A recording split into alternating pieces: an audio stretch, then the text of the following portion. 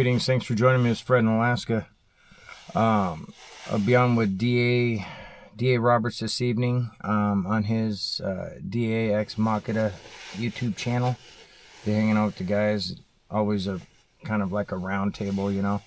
I want to thank Vincent from Nuna for giving me a call, touching base. They've been going through some things out there in the remote village, you know, a lot of deaths and stuff going on anyway. But I want to thank him for reaching out and saying hello.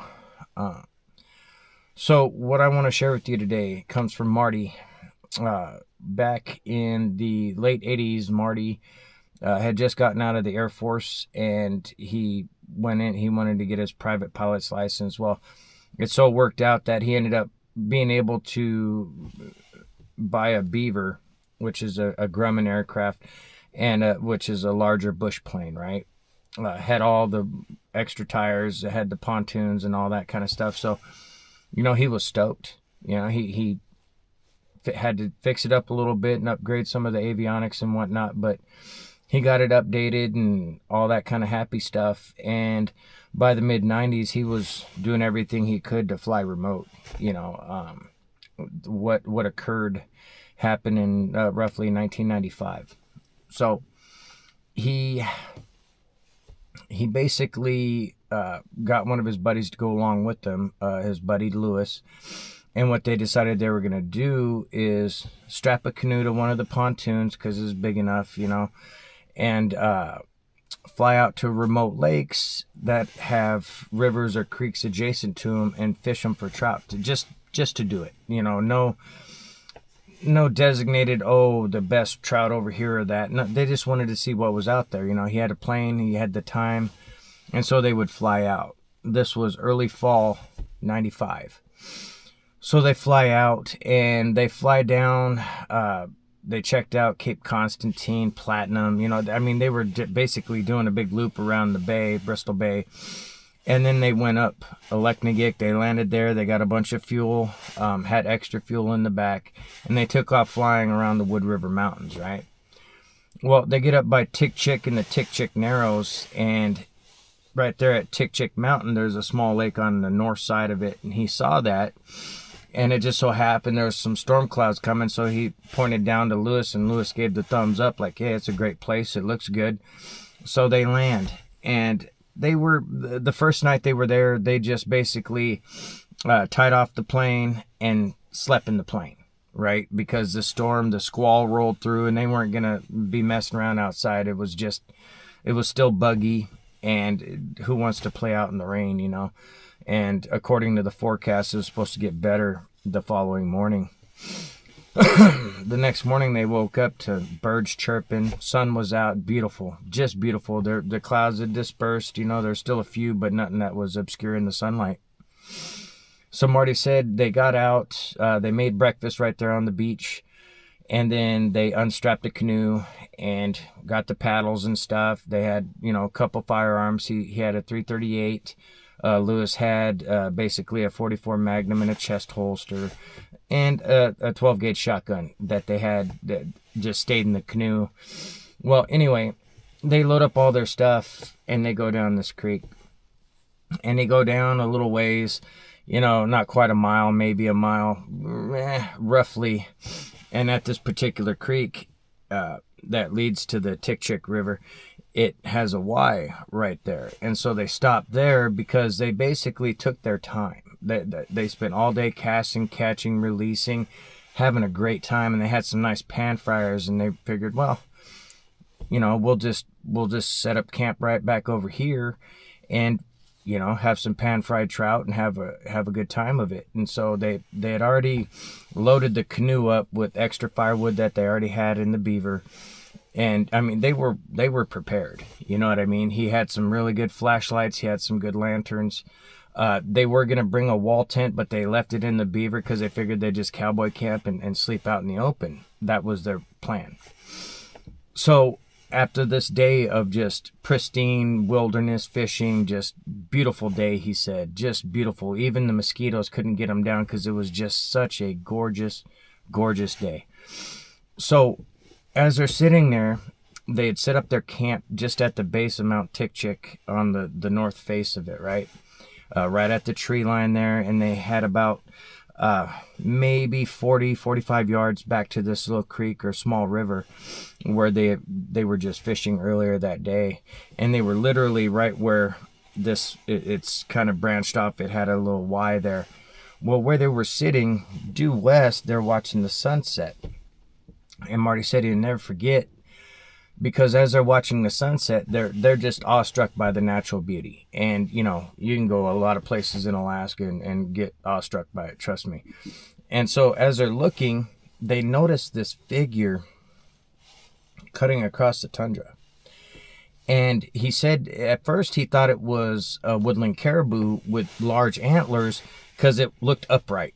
It looked upright, and he thought it was just an optical illusion, and they were seeing caribou antlers from a large woodland caribou. And as it was moving across, because you got to understand, they're literally looking at a sunset, and this thing is moving across, right? And it was moving very fast. And then it dawned on him, man, that's almost like a figure of a man, you know, but it was at such a great distance, he couldn't really pinpoint anything, right? So he chalks it up to, it must be a caribou or whatever. And so it's starting to get on into the sun had set. It was still twilight out. And as they're sitting there and they just got done enjoying their fish, Lewis took their frying pan and cooking utensils down to that creek and scrubbed them out. They didn't want the smell of food around camp and all that. They took what food they had brought with them back up into the trees and tied it up, right? up into the trees, so, you know, if any bears came around, the bears weren't coming around them. They would go and try to get the food out of the tree type thing. And, you know, they were very, Marty said he was very self-aware when it came to what he's leaving and everything of this nature. So, you know, they thought camp was safe. And when they got out of the creek, they just didn't leave the canoe down in there. They unloaded everything, all the firewood, all the excess stuff they brought, and then they turned the canoe over in case the winds picked up. Their canoe didn't end up blowing away in the tundra and stuff. So he tied it off around brush. And so it's twilight now. They got the fire crackling. They're having a conversation. And off in the distance, he guesstimates about 300 yards, they heard this loud whoop. And he said the whoop was so loud, so crisp, it was shocking, because it was just how powerful it was, just whoop. And so they look at each other and like, what the hell is that? And of course, naturally, the guns that were laying right over here are now, you know, a lot closer. The shotgun that they had brought, Lewis had turned around and had it underneath his sleeping bag and went and dug that out. He had the 44 still, but there was something about the whoop that really startled them. And of course, now it's dark. They're not going anywhere. So they're just kind of sitting around discussing what the hell made that noise. Lewis, his friend, was from the Pacific Northwest, right? And he had followed along, you know, it wasn't Unsolved Mysteries. It was that Spock did it. What's his name? Leonard Nimoy did that special back in the day or whatever, and he brought that up and talked about the different things he heard there. And he said, I think the Bigfoot whoops. Well, Marty thought it was a joke. He was like, come on, you gotta be kidding me. You know, okay, I understand if there was a Bigfoot, this is a perfect place for it, but I don't think that's what that was. And so, you know, they just kind of discussing it and they leave it at that. Well, he said about 45 minutes passed and they were getting tired, you know. And so they just started discussing about, you know, crashing out and, you know, getting the bedrolls laid out because they were going to sleep out cowboy style. No tent, nothing.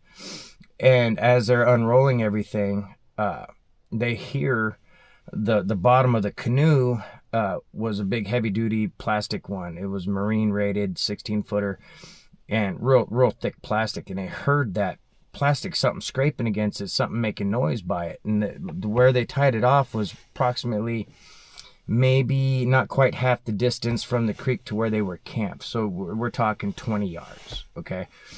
And it being dark now, they couldn't see that distance from the little campfire they had. So he was like, huh, all right. So he grabs one of the flashlights, stands up and turns on the flashlight, and he's not seeing anything. He starts walking a little closer.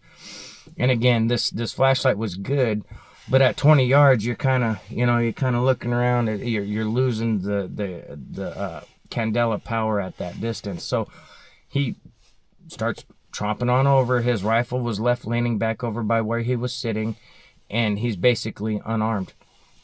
He walks back about maybe 10 paces and to get a better look at the canoe, and he noticed they had left it laying flat, and now all of a sudden it was tipped up. And it was the damnedest thing. So he calls Lewis, tells him grab the other flashlight and bring a gun. So Lewis grabs a shotgun and another flashlight and comes up beside him, and they're both beaming over there, and they're noticing the canoe is kind of lifting up and going down, and they're not seeing what's causing it, right? Because where it was tied off by the brush, the brush was obscuring their vision of what they could see. So they said, well, let's go see what the hell's going on here, Did I lay it across something and now it's teetering, And then he was thinking, no, there was nothing there. It was tundra. So they start walking towards it, and as they get closer, all of a sudden it drops, thunk, drops to the ground. Then they see eye shine, right? And immediately they stop, and this thing stands up. He said it stood up, it screamed at them, and they thought it ran off. They heard thump, thump, thump, thump. So immediately they kind of look at each other and start backing away, and we're like, holy shit, maybe we should drag that canoe closer. What the hell? Because again, the candela power of the flashlights up close, it was nice and bright, but at that distance, they didn't get the full view of this thing other than eye shine, something large and dark, and it ran off, right? And he goes, it didn't dawn on them at first that it was bipedal when it ran away. He said it because they were just in shock of all of a sudden something's happening, and it just in those moments of what the hell's going on.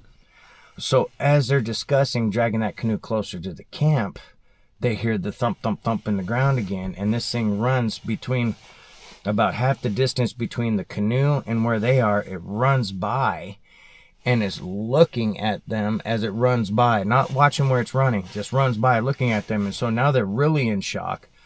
He said the face was like really dark tan leather, it was so fast, but it was humanoid in shape. It said the head looked real low on the shoulders. What they could make out, it had kind of grizzled looking hair, brown, black, and kind of little patches of white. It was, and again, this is all from a flash of this thing running by. And so, of course, naturally, they trail after it with the flashlights, and it just disappears into the darkness. So now they're really they're really spooked, because all of a sudden, what they couldn't make out just ran in front of them looking at them. And he said it was weird the way it was running. It looked so awkward, but it was so fluid, because it was like just the upper body twisted on the hips, and the hips were still running just perfectly, right? Like the legs were still running perfect, but this thing shifted from the hips up towards them. He said it looked very awkward, but it was such a fluid motion. It was just like, what the hell? So after that happened, they get back to camp. He grabs his .338 rifle, and now they're discussing, maybe we should not be here. Maybe we should go back to the plane and maybe, idle out into the middle of that lake and drop an anchor or something out there and just sit out in the middle of the lake. So they decide they want to do that. They no longer want to be where they're at. So they decide, okay, what we'll do is we'll leave non-important stuff here and retrieve it in the morning during daylight where we feel safer. So what they do is they gather up the couple oars, the guns, of course, and they leave the food hanging in the tree. They leave the excess firewood there, and they decided to just, they didn't want to go down to the creek to get water to extinguish the fire. So what they decided to do is kind of roll the rocks they had found to make this little small fire pit, roll it in closer, and kind of stomp it down as best they could. They tried to pull up moss, and it was a real pain finding dirt to cover it, but they did what they could to smolder this fire as best as they could. And then they marched back over to the canoe. He said when they got back over by the canoe, they had been beaming the light around the whole time. Make no mistake, they were on point, looking all around. like what the hell. And as they were about 25 feet from the canoe, roughly, give or take, all of a sudden the front of the canoe lifted up again. And it dropped back down, and they had stopped when they saw it lift up. So they're looking over there real hard, and they said this thing looked over and peeked up and took off, running away, and they heard a splash in the creek and then rustling of the brush on the opposite side, like it was just steady moving away. So they took that as, all right, let's get going. So they get over there, they untied off from the brush, they drag it over the creek. He dug out one of his headlamps and put it on, and basically was holding his rifle and one flashlight ready to turn on, kind of in his lap, and he was just using one oar with one hand, which is really hard to do. They were spooked, to say the least. So we had Lewis do the paddling for them going up, and they would take turns, right? And again, you got to understand, they're back in there a little ways, so it's not an easy undertaking. Grant you, it's not some heavy flowing, river that they're fighting against, but there's still a current. So Lewis starts off, and Marty is looking around, keeping an eye on things, and they keep hearing noises off in the distance, and he couldn't tell the distance because it would sound close, and then he'd hear something further away. So they were real confused on exactly how close things were, and they weren't seeing anything anytime he would look around. So it was at the point where he took over for Lewis doing the paddling, and Lewis had the flashlight and the shotgun and was, looking around, and, they were talking in hushed tones just to be quiet so they could hear what was going on around them. They're at this particular part where there was a pretty tight little curve in this creek, and as they were there, coming up to it, Lewis kind of was going back and forth with the light, and then heard something and raised it up. Now, when they're in the creek, the bank is higher than their heads, just by enough to where their view is obscured big time. So he heard this huff and then raises the light up, and this thing was standing kind of like on this little peninsula that kind of stuck out because of the shape of the creek, right? And he said when they saw it stand up, it was probably 15 feet in front of them. And when it stood up, he said it had to have been at least 10 foot tall. And when it stood up, it glared at them, kind of put its hand up. They saw a big ass hand like our hands, but he said the thumb was set back more when it held up its hand, and then took off running off into the darkness again, right? And it went from directly in front of him off to his right. He said it was gone in a heartbeat. And once it ran off, and they're, of course, lights are trailing it because they're trying to keep an eye on this thing, they hear a huff from off to their left. And he said the huff they heard off to the left had to have been at least 30 yards away, at least. And so attention goes that direction real quick. And then finally, Marty said, let's just paddle together. Let's do it now. And for all the way back to the plane, they were both just digging in like, their lives depended on it. Even though, he said himself freely, it felt like they were curious of what the hell is going on over here. He said when it ran by and looked at them, it didn't come off as aggressive because it could have easily wiped them out running by. He said it came across as more of a curiosity, like, what am I looking at? Like this thing had a look of bewilderment as on its face as it kind of ran by. And then when it stood up and looked at him, it looked more annoyed versus like, you piece of crap kind of look to its face, And so he assumed that they were just curious. But so anyway, they make it up to the plane, and they are both wiped out because they were just, paddling with all their worth, and they totally winded themselves. They're sitting there panting. They tied off the canoe to one of the struts of the pontoons on the plane, and they both crawl in there. And when they crawl into the plane, Marty said that he sat there and decided, I'm going to start the plane, even though it's too dark to fly.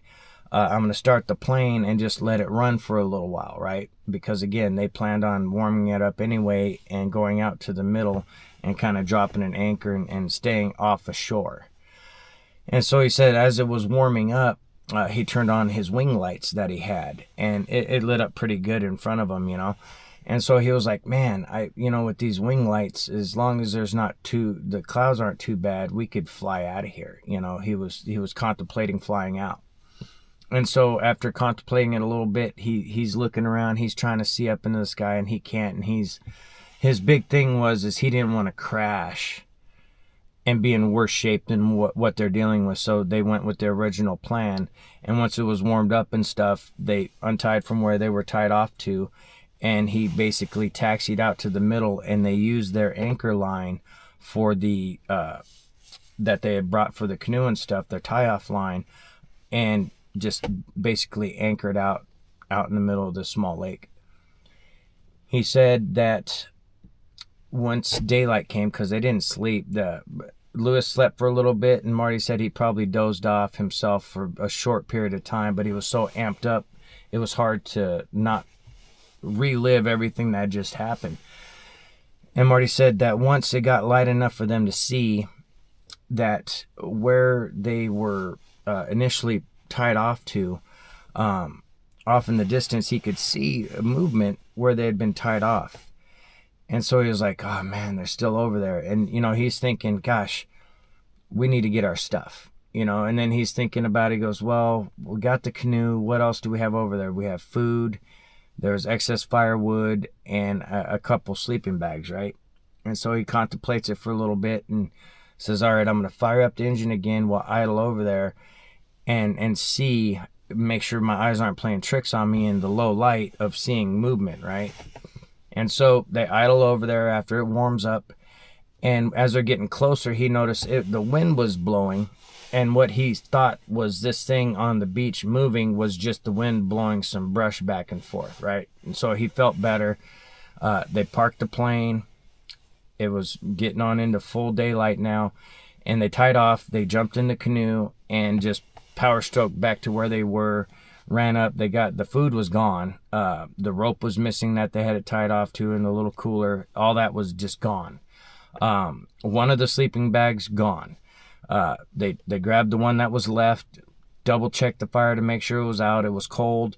They left the excess firewood there, and went back to the plane and took off out of there. He said once they lifted off, he had circled around and used up almost a quarter tank of gas, just flying low, flying right over the trees, trying to look for any other sign of this thing, right? Just because of his own curiosity about what they had dealt with the night before. And he didn't find anything, so they ended up flying out of there. He said he flew over Dillingham, got fuel there, and then they ended up going on about their way. I want to thank Marty for sharing his experience. He said that he thought he was going to take that story to the grave of what they dealt with, because the few times he had tried to share with people, he was shut down immediately, and they started mocking him like, well, you shouldn't drink and fly, that's dangerous, immediately, just anyway. But I want to thank him for reaching out and sharing. And what else? Gosh, I can't think of what it was. Anyway, when it comes to me, I'll leave it in the next video. But thank you all for joining me, and we'll catch you on the next one.